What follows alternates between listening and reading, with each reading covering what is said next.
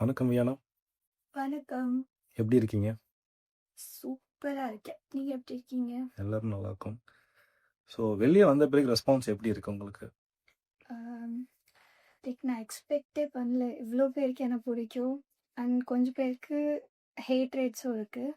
ரெண்டுமே எனக்கு புதுசாகவும் இருக்குது, ஜாலியாகவும் இருக்குது. ஏன்னா ட்ரோல்ஸுமே வந்து எனக்கு ஃபன்னாக இருக்குது. இது வரைக்கும் எனக்கு நெகட்டிவ் பாசிட்டிவ் எல்லாமே புதுசு. அப்படின்னும் போது ட்ரோல்ஸுமே பார்க்கும்போதும் ஃபன்னாக இருக்குது. ப்ளஸ் இவ்வளோ பேர் எனக்காக நிற்கிறாங்க. நான் எவிக்ட் ஆனன்றதுக்காக சில பேர் அழுகுறாங்க. அப்புறம் ரொம்ப நான் எக்ஸ்பெக்ட் பண்ணல. நம்ம ஒரு ஷோக்கு தானே போகணும், ஏன் இவ்வளோ நம்ம கிட்ட கனெக்டடாக இருக்காங்க அப்படின்னும் போது அது எப்படி ரிசீவ் பண்ணணுன்றது கூட எனக்கு தெரியல. இவ்வளோ லவ், இவ்வளோ கேர். நான் என்னை பற்றி யோசிக்கிறத விட அவங்க என்னை பற்றி ரொம்ப அதிகமாக யோசிக்கிறாங்க. So I feel so happy. So big பாஸில் 70 டேஸ் இருந்திருக்கீங்க. ஸோ ஓவரால் எக்ஸ்பீரியன்ஸ் எப்படி இருந்தது உங்களுக்கு உள்ள? ஒரு ரோலர் கோஸ்டர் மாதிரி தான். ப்ளஸ் ஆல்ரெடி நான் கொஞ்சம் மென்டலி ரொம்ப ஸ்ட்ராங் பர்சன், எமோஷ்னலி அப்படின்னும் போது இன்னும் எனக்கு வந்து எந்த ஒரு சுச்சுவேஷனில் கொண்டு போய் விட்டா கூட வந்து சர்வைவ் பண்ணிடலாம் அப்படின்ற மாதிரியான ஒரு எக்ஸ்பீரியன்ஸ் கற்றுக் கொடுத்துச்சு. பிக் பாஸ் வீட்டை விட்டு வெளில வந்த உடனே நீங்கள் ஃபஸ்ட்டு பண்ண விஷயம்னா என்ன விஷயம்? ஃபஸ்ட்டு என் ஃபோன் தேடினேன், பாஸ்வேர்ட் மறந்துட்டேன். அப்புறம் பாஸ்வேர்ட் போட்டு பார்த்துட்டு அப்புறம் வீட்லேயும் எல்லோரும் கொஞ்சம் உருன்னு இருந்தாங்க. அதனால அப்படியே உட்காந்து என் ஃபோனையே பார்த்துட்டே இருந்தேன், எப்படா இதை ஓப்பன் பண்ணுறது அப்படின்ட்டு. அதுதான். அம்மா என்ன சொன்னாங்க? அம்மா வந்து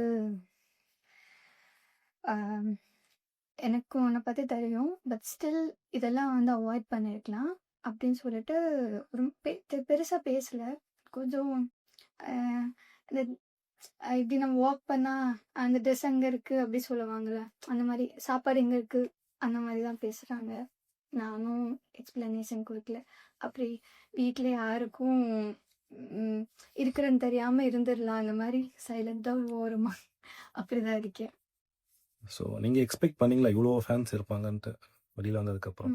நானும் உள்ளே போகும்போது எனக்கு வந்து பெருசாக ஃபேன் பேஸ் அந்த மாதிரி எதுவுமே கிடையாது. நான்லாம் மிஞ்சி போனால் செகண்ட் வீக்கே வந்து எவிக்ட் ஆயிடுவேன் அப்படின்னு தான் நினச்சேன். பிகாஸ் உள்ளே இருக்க எல்லாருக்குமே நல்ல ஒரு ஃபெமிலியாரிட்டி இருக்குது பீப்புள் கிட்ட. அந்த மாதிரி எனக்கு இல்லை. அப்படின்னும் போது நான் 2 வீக்ஸ் தாண்டதே பெருசு தான் அப்படின்னு நினச்சேன். பட் எனக்காக இவ்வளோ பேர் நிற்கிறாங்க அப்படின்னும் போது ஐ ஃபீல் ஸோ ஹாப்பி. இது எனக்கு எக்ஸ்பிரஸ் பண்ண தெரியல. என்னால் முடிஞ்ச எல்லாருக்கும் ரிப்ளை பண்ணேன். எவ்வளோ என்னால் ரிப்ளை பண்ண முடியுமோ எல்லாருக்கும் தேங்க்யூ அப்படி சொல்லி அனுப்புனேன். And I'll be the girl அவங்க எப்படி எக்ஸ்பெக்ட் பண்ணுறாங்களோ அந்த மாதிரி அவங்களுக்கு இருக்கணும் அப்படின்னு தோணுது. அவங்களுக்கு நமக்கும். கொஞ்சம் சவுண்டாக பேசுங்க, கேட்கல எதுவும். அது கொஷனா? இல்லை இது ஓகே, அடுத்ததுக்கு. ஸோ உங்களுக்கு பிடிச்ச கண்டஸ்டன்ட் யார்? எனக்கு இப்போ பிடிச்ச கண்டஸ்டன்ட் வந்து வீட்டுக்குள்ள அப்படின்னா அமித், வினோத். யார் டைட்டில் வின் பண்ணுவாங்க நினைக்கிறீங்க? வினோத். ஸோ நீங்கள் இல்லாமல் பிக் பாஸ் வீடியோ கலக்கலப்பாகவே இல்லை அப்படின்னு சொல்லியிருக்காங்க. அச்சோ அப்படியா? அந்த வீக் நீங்கள் எலிமினேட் ஆகலைன்னா வேற யார் ஆயிருப்பாங்கன்னு நினைக்கிறீங்க? எஃப்ஜே இல்லைன்னா சாண்ட்ரா இருப்பாங்க. ஓகே. ஸோ உங்களோட ஒரு best memory with Subiksha, Vikram and Gana Vinod? Gana Vinod கிட்ட ஃபர்ஸ்ட் சொல்கிறேன். என்னை திட்டுவாங்க. ஒரு 2 minutes தான் மனசு. அதுக்கப்புறம் வந்து எப்படியாவது என்னைய வந்து சிரிப்பு காட்டிட்டு நார்மலாக பேச ஆரம்பிச்சிருவாங்க. எவ்வளோ பெரிய பிரச்சனை இருந்தாலும் நான் தான் போய் அவரை வந்து நீங்கள் ஏன் இப்படி பண்ணுறீங்க, நீங்கள் ஏன் அப்படி பண்ணுறீங்கன்னு கேட்பேன். பட் எனக்கு எவ்வளோ திட்ட முடியுமோ திட்டிடுவார். திட்டி முடிச்சுட்டு 2 நிமிஷம் தான் வந்து எப்படியாவது வந்து பேசிடுவார். அது ரொம்ப பிடிக்கும் அவர்கிட்ட. அது ஒன்று.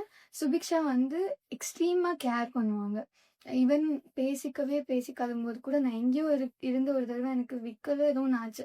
அப்போ சாப்பிட்டுட்டு இருந்தவங்க போட்டுட்டு குருன்னு ஓடி வந்து தண்ணி எடுத்துகிட்டு வந்து கொடுப்பாங்க. ஸோ அவங்க விக்ரம் அண்ணா வந்து ரொம்ப எமோஷ்னலான ஒரு குட் பிரதர் பாண்ட் அப்படின்ட்டு வீட்டுக்குள்ளே இருக்கும்போது தோணுச்சு. இப்போ வெளியில் வந்து கொஞ்சம் கிளிப்ஸ் எல்லாம் பார்த்தேன் நான், விக்ரம் அண்ணன் சுபிக்ஷாது. அதெல்லாம் பார்த்ததுக்கப்புறம் நம்ம ரொம்ப ட்ரூவாக இருந்திருக்கோம். பட் ஏதோ இடத்துல அவங்க நம்மள ஒரு பிளேயரை தான் பார்த்துருக்காங்க அப்படின்னு தோணுது. பட் ஸ்டில் வீட்டுக்குள்ள இருந்த பாண்ட் ஒரு பியூட்டிஃபுல்லான பாண்ட் அவங்க 2 பேர்கிட்ட. பார்வை பத்தி ம். உங்கள் கருத்து என்ன?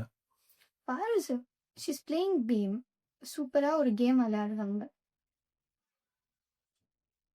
அவங்க பிளேயர் அவ்வளோதான். அவங்க வந்து அந்த பிக் பாஸ்க்காகவே பாரு அப்படின்ற மாதிரி.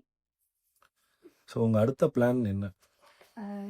எனக்கு படம் பண்ணணும், இண்டஸ்ட்ரியில் வந்து like, ஒரு ஸ்ட்ராங்கான ஒரு என்ன சொல்கிறது, ஸ்ட்ராங்காக இண்டஸ்ட்ரியில் ஏன்னா இந்த படம் இந்த ஒரு கேரக்டர் அப்படின்னா இந்த பொண்ணு தான் அப்படின்னு தெரியணும். அந்த அளவுக்கு ஷுட் க்ரோ அன் இண்டஸ்ட்ரி.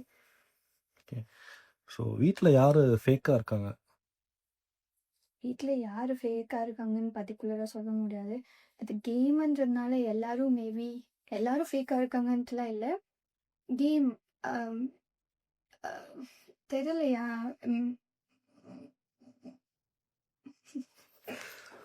உங்களை எப்போ பெரிய ஸ்க்ரீனில் பார்க்கலாம்? சூன். நானும் அதுதான் எக்ஸ்பெக்ட் பண்ணிட்டு வெயிட் பண்ணிட்டு இருக்கேன். கண்டிப்பாக சீக்கிரமாக பார்க்கலாம். ஸோ உங்களோட dream hero to be paired with on big ஸ்க்ரீன்னா யார் சொல்வீங்க? எனக்கு ட்ரீம் ஹீரோ 1 2 அப்படிலாம் இல்லை. எனக்கு எல்லாரோடையும் பேர் பண்ணணும், எல்லாரோடையும் ஆக்ட் பண்ணணும்னு ஆசை. ஸோ மக்களுக்கு என்ன சொல்ல விரும்புகிறீங்க? Thank you so much.